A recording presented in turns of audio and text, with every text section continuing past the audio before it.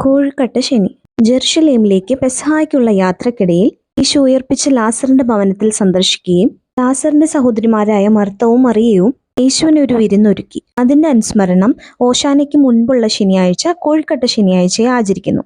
കേരളത്തിലെ മിക്ക ക്രൈസ്തവ ഭവനത്തിലും ഇന്നേ ദിവസം കോഴിക്കട്ട ഉണ്ടാക്കും. അപ്പൊ ഞങ്ങളുടെ കോഴിക്കട്ട വിശേഷങ്ങളാണ് ഇന്നത്തേത്. ഏലക്കയും ജീരകവും ഒന്ന് ചൂടാക്കി പൊടിച്ച് ചിരകിയ തേങ്ങയിലേക്ക് മധുരത്തിന് ആവശ്യത്തിന് ശർക്കരയും പൊടിച്ചു വെച്ചിരിക്കുന്ന ഏലക്കയും ജീരകവും കൂടെ ചേർത്ത് മിക്സ് ചെയ്ത് മാറ്റി വയ്ക്കുക. വറുത്തിട്ടുള്ള അരിപ്പൊടിയാണ് എടുത്തിരിക്കുന്നത്. വെള്ളം നന്നായി തിളപ്പിച്ചതിന് ശേഷം അതിലേക്ക് ആവശ്യത്തിന് ഉപ്പ് ചേർത്ത് അരിപ്പൊടിയിലേക്ക് ചേർത്ത് കൊടുക്കാം. നല്ല തിളപ്പിച്ച വെള്ളം ആയതുകൊണ്ട് തന്നെ ആദ്യം സ്പൂൺ വെച്ച് നന്നായിട്ടൊന്ന് മിക്സ് ചെയ്ത് കൊടുക്കുക. വെള്ളം അല്പം വേണം നമ്മൾ ചേർത്ത് കൊടുക്കാൻ. നല്ല സോഫ്റ്റ് ആയിട്ടുള്ള ഒരു മാവ് കുഴച്ചെടുക്കുക. ഇനി ഇത് റെസ്റ്റ് ചെയ്യാനൊന്നും വെക്കേണ്ട ആവശ്യമില്ല. നമുക്ക് ഇപ്പൊ തന്നെ കോഴിക്കട്ട ഉണ്ടാക്കി തുടങ്ങാം.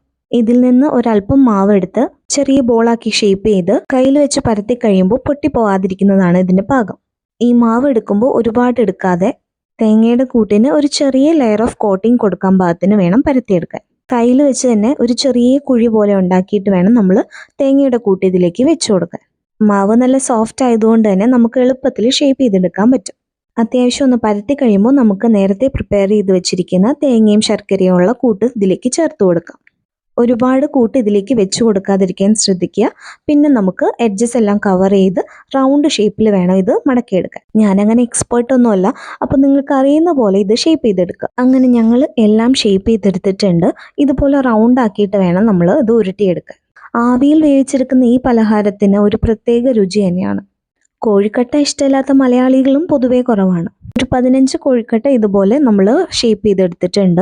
ഇനി നമുക്ക് ഇഡ്ഡലി തട്ടിൽ ഇതൊന്ന് വേവിച്ചെടുക്കണം. ഇഡ്ഡലി ചെമ്പിൽ വെള്ളം ഒഴിച്ച് തിളപ്പിക്കാൻ വെച്ചിട്ടുണ്ട്. അതിൻ്റെ മുകളിൽ ഒരു തട്ട് വെച്ചിട്ട് നമുക്ക് ഓരോ കോഴിക്കട്ട ഇതിലേക്ക് വെച്ച് കൊടുക്കാം. വേണമെങ്കിൽ ഇതിലേക്ക് ഒരു അല്പം നെയ്യ് ഒന്ന് സ്പ്രെഡ് ചെയ്ത് കൊടുക്കാം. ഇനി ഒരു 10-15 മിനിറ്റ് നമുക്ക് ഇത് നന്നായിട്ട് വേവിച്ചെടുക്കണം. മീഡിയം ഫ്ലെയിമിൽ ഒരു 10-18 മിനിറ്റ് വെച്ചപ്പോഴാണ് നമുക്കിത് നന്നായിട്ട് വെന്ത് കിട്ടിയത്. ഇനി ഇത് ചെറു ചൂടോടെ തന്നെ നമുക്ക് കഴിക്കാം. കോഴിക്കട്ട ഇഷ്ടമുള്ളവർ എന്തായാലും ട്രൈ ചെയ്ത് നോക്കുക.